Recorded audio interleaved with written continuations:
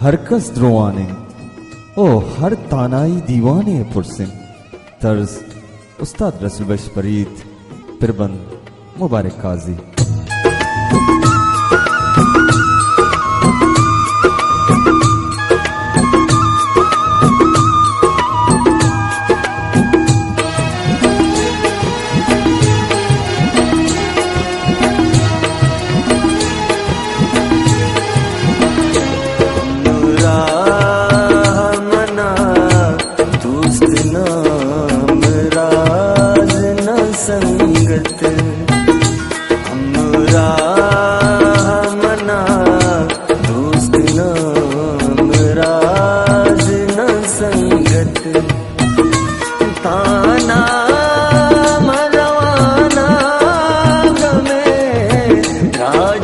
सफरावत हमरा मना दोस्त नाम राज न संगत।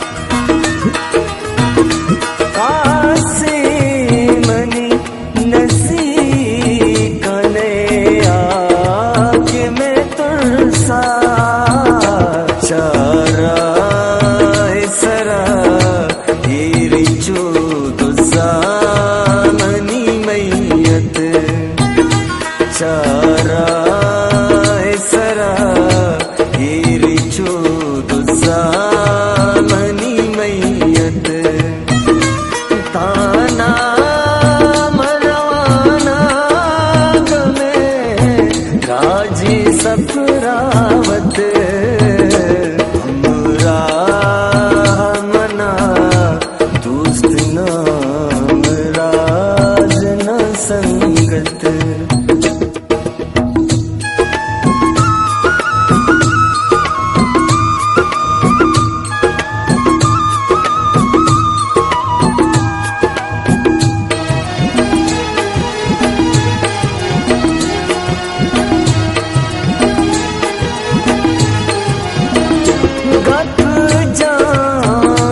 बीबी साथ दिले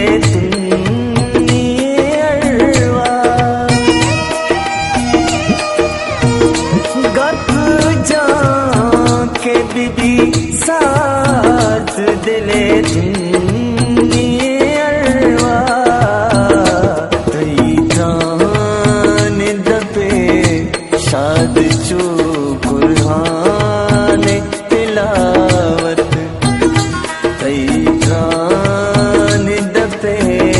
शाद जो कुरान तिलावत ताना मरवाना गमे राजी सफरावत हमरा मना दोस्त नाम राज न संगत।